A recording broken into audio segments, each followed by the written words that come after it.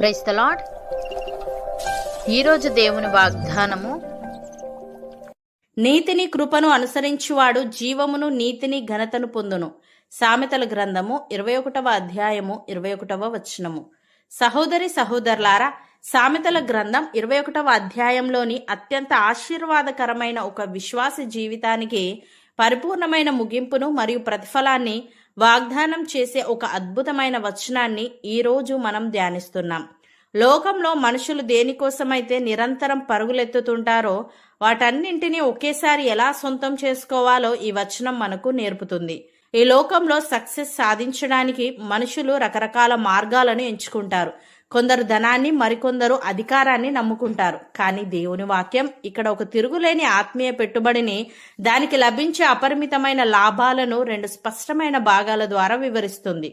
మొదటిగా మనం అనుసరించాల్సింది నీతిని, కృపను. ఒక విశ్వాసి తన జీవితంలో నిరంతరం నీతిని, కృపను వెంబడించాలి. అంటే దేవుని వాక్యానుసారమైన జీవితం జీవిస్తూ ఇతరుల పట్ల దయ చూపిస్తూ దైవిక ప్రేమను కలిగి ఉండాలి. కష్టాలు వచ్చినా, నష్టాలు ఎదురైనా నీతి మార్గాన్ని విడిచిపెట్టకుండా తోటి వారి పట్ల కఠినంగా ఉండక దయతో ప్రవర్తించే స్వభావాన్ని కలిగి ఉండడమే దేవుడు మన నుండి కోరుకునే అత్యున్నతమైన నడక. ఉదాహరణకు, పోతిఫర్ భార్య పాపం చేయమని బలవంతం చేసినప్పుడు యోసేపు, నేనెట్లు ఇంత ఘోరమైన దుష్కార్యము చేసి దేవునికి విరోధముగా పాపము కట్టుకొందును అని నీతి మార్గాన్ని ఎంచుకున్నాడు. ఆ నీతి వల్ల అతను అన్యాయంగా జైలుకు వెళ్లాల్సి వచ్చినా వెనుకడుగు వేయలేదు. తదనంతరం ఐగుప్తుకు ప్రధానమంత్రి అయి సర్వాధికారాలు చేతికి వచ్చినప్పుడు తనను అమ్మేసిన అన్నలపై పగ తీర్చుకోలేదు. వారు ఆకలితో వచ్చినప్పుడు కఠినంగా ప్రవర్తించకుండా వారిని క్షమించి ఆదరించి అన్నవస్త్రాలు ఇచ్చి పోషించాడు. అధికారం ఉన్నా పగ తీర్చుకోకుండా కృప చూపించాడు. అలాగే యెరూషలేము ప్రాకారాలను కట్టడానికి వచ్చిన నెహమ్యా ఒక గొప్ప అధికారి. ఆయన తన అధికారాన్ని నీతి కోసం, ప్రజల క్షేమం కోసమే వాడాడు. శత్రువులైన సన్బల్లటు, టోబియా వంటి వారు ఎన్నో బెదిరింపులు, కుతంత్రాలు చేసినా దేవుని పనిని ఆపకుండా నీతి మార్గంలోనే ప్రాకారాల నిర్మాణాన్ని పూర్తి చేశాడు.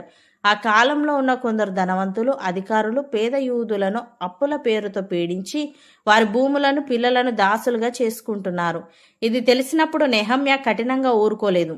అధికారులను గద్దించి పేదవారిపై దయ చూపమన్నాడు. అంతేకాదు, తాను అధికారిగా ఉన్న 12 సంవత్సరాలు ప్రజలపై ఎలాంటి పన్నుల భారం వేయకుండా తన సొంత ఖర్చులతోనే అందరినీ పోషిస్తూ కృపను కనపరిచాడు. ప్రియులారా, యోసేపు, నెహమ్యాల జీవితాలు మనకు నిరూపించే సత్యం ఒక్కటే. నీతి అనేది దేవుని పట్ల మనకున్న భయభక్తులను చూపిస్తే, కృప అనేది తోటి మనుషుల పట్ల మనకున్న దైవిక ప్రేమను వ్యక్తపరుస్తుంది. యోసేపు జైలులో ఉన్నప్పుడు నీతిని విడవలేదు. సింహాసనం మీద ఉన్నప్పుడు కృపను మరవలేదు. మనకు కష్టాలు వచ్చినప్పుడు దేవుని వాక్యానికి దూరం అవ్వకూడదు. అలాగే మనకు అధికారం లేదా సదుపాయాలు వచ్చినప్పుడు ఇతరుల పట్ల కఠినంగా మారకూడదు. నెహమ్యా కేవలం తన ప్రాకారాల నిర్మాణం గురించి ఆలోచించలేదు. సమాజంలో పేదలు పడుతున్న బాధను చూసి అధికారులను గద్దించి పేదలకు అండగా నిలబడ్డాడు. నిజమైన నీతిమంతుడు ఎప్పుడు ఇతరుల క్షేమాన్ని కోరుకుంటూ కృపతో నడుచుకుంటాడు. దేవుడు మన నుండి కోరుకునే అత్యున్నతమైన నడక ఇదే. లోకం మనల్ని ఎంత కఠినత్వంలోకి నెట్టాలని చూసినా మన హృదయాన్ని దేవుని వాక్యం చేత మరియు దైవిక ప్రేమ చేత నింపుకోవాలి. రెండవదిగా, దేవుడిచ్చే ప్రతిఫలం జీవము, నీతి మరియు ఘనత. ఎవరైతే నీతిని, కృపను తమ జీవిత గమ్యంగా చేసుకుని ప్రయాణిస్తారో దేవుడు వారికి ఇచ్చే ప్రతిఫలం చాలా అద్భుతమైనది. వారు ఒకే ఒక్క ప్రయత్నంతో 3 మహోన్నతమైన దీవెనలను పొందుకుంటారు. 1 జీవము. ఆత్మీయంగా, శారీరకంగా దేవుని నూతన జీవము మరియు ఆయుష్ వారిని ఆవరిస్తాయి. 2 నీతి. వారు సమాజం ఎదుట ఎల్లప్పుడూ సరైన వారిగా దేవుని ద్వారా నీతిమంతులుగా తీర్చబడి స్థిరపరచబడతారు. 3 ఘనత. లోకమిచ్చే తాత్కాలిక గౌరవం కాదు, పరలోకపు దేవుడే స్వయంగా వారిని మనుషుల ఎదుట అత్యున్నతమైన ఘనతతో హెచ్చిస్తాడు. ఉదాహరణకు, దానియేలు శత్రువుల కుతంత్రాల మధ్య కూడా దేవుని నీతిని, రాజు పట్ల కృపను వెంబడించాడు. దేవుడు ఆయనకిచ్చిన ప్రతిఫలం సింహాల బోనులో పడవేసిన దేవుడు తన దూతలను పంపి సింహాల నోళ్లు ముయించి ఆ మరణం నుండి దానియేలుకు అద్భుతమైన జీవాన్ని, ఆయుష్ను ఇచ్చి కాపాడాడు. రాజు ఉదయాన్నే వచ్చి చూసినప్పుడు దానియేలు, రాజా, నా దేవుని దృష్టికి నేను నిర్దోషినిగా కనబడుతుని అని సాక్ష్యం ఇచ్చాడు. రాజు మరియు మొత్తం సామ్రాజ్యం ఎదుట ఆయన నీతిమంతుడిగా స్థిరపరచబడ్డాడు. దర్యావేషు రాజు శాసనం చేస్తూ సామ్రాజ్యం అంతటా దానియేలు దేవునికే భయపడాలని ప్రకటించడమే కాక దానియేలును అత్యున్నతమైన ఘనతతో హెచ్చించాడు. ఆయన 3 తరాల రాజుల కాలంలో వర్ధిల్లాడు. అలాగే ఎస్తేరు గ్రంథంలో మొర్దెకై దేవుని వాక్యానికి లోబడి నీతిగా బ్రతికాడు. అలాగే రాజు ప్రాణాన్ని కాపాడి కృపను చూపించాడు. హామాను అతనిని ఉరితీయాలని చూసినప్పుడు దేవుడు ఇచ్చిన ప్రతిఫలం జీవము. హామాను తయారు చేసిన 50 మూరల ఎత్తున్న ఉరికొయ్య నుండి మొర్దెకై ప్రాణాన్ని దేవుడు కాపాడి ఆత్మీయంగా మరియు శారీరకంగా గొప్ప జీవాన్ని ఆయుష్ను ఇచ్చాడు. రాజు ఎదుట మొర్దెకై నమ్మకత్వం బయటపడింది. సమాజం ఎదుట ఆయన ఎంత సరైనవాడో, దేవుని పట్ల ఎంత భయభక్తులు గలవాడో రుజువై ఆయన నీతి స్థిరపడింది. శత్రువైన హామానే దేవుడు మొర్దెకైకి రాజవస్త్రాలు ధరింపజేసి రాజగుర్రము మీద ఎక్కించి పట్టణపు వీధులలో ఊరేగించి గనపరిచేలా చేశాడు. రాజు తర్వాత దేశంలో 2వ అధిపతిగా హెచ్చింపబడ్డాడు. ప్రియులారా, సొంత జ్ఞానం మీద లేదా లోకపు పద్ధతుల మీద ఆధారపడేవారు తాత్కాలిక విజయాలను పొందవచ్చేమో గాని దేవుని వాక్యం ప్రకారం నీతిని, కృపను వెంబడించేవారు శాశ్వతమైన ఆశీర్వాదాలను పొందుకుంటారు. దానియేలు, మొర్దెకైల జీవితాలు మనకు నిరూపిస్తున్న సత్యం ఇదే. మనం దేవుని మార్గంలో నడిచినప్పుడు శత్రువులు మనకు విరోధంగా ఎన్ని కుతంత్రాలు పన్నినా అవన్నీ తిప్పి కొట్టబడతాయి. సహోదరి సహోదరులారా, లోకం ఈ రోజు సక్సెస్ కోసం, గుర్తింపు కోసం ధనం వెనుక, అధికారం వెనుక పరుగులు తీస్తుంది. కానీ బైబిల్ గ్రంథం మనకు నేర్పిస్తున్న పరలోక రహస్యం ఏంటంటే, మనం వేటి వెనకాల పరిగెత్తాల్సిన అవసరం లేదు. మనం దేవుని నీతిని, కృపను వెతకడం ప్రారంభిస్తే జీవము, నీతి, ఘనతలు మనల్ని వెతుక్కుంటూ వస్తాయి. కష్టకాలంలో కూడా నీతిని విడువని యోసేపును దేవుడు ఐగుప్తుకు రాజును చేశాడు. సమస్యలు ఎదురైన కృపను చూపించిన నెహమ్యాను గనపరిచాడు.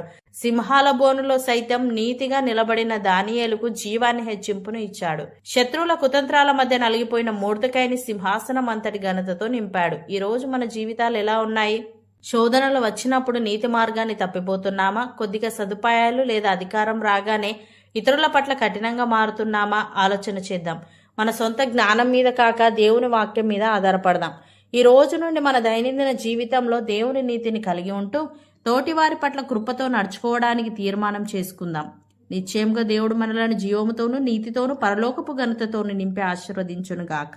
అవును అన్నవారు నాతో పాటు ప్రార్థనలో ఏకీభవించండి. పరిశుద్ధుడా, ప్రేమగల తండ్రి, నీతిని, కృపను అనుసరించువాడు జీవమును, నీతిని, ఘనతను పొందునని ఇది ఒక విశ్వాస జీవితానికి పరిపూర్ణమైన ముగింపును మరియు ప్రతిఫలాన్ని వాగ్దానం చేసే ఒక అద్భుతమైన వచనం అని నీవు సెలవిచ్చావు. తండ్రి, నీకు స్తుతులు. దేవా, నీవు మా నుండి కోరుకునే అత్యున్నతమైన నడక ఇదే.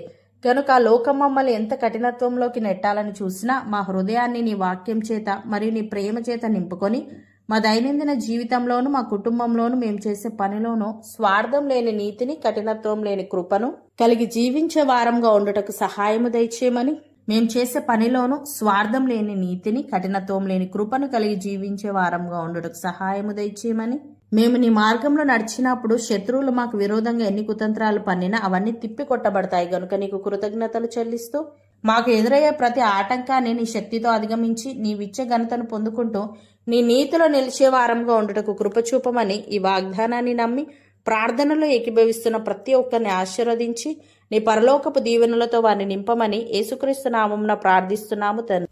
ఆమెన్.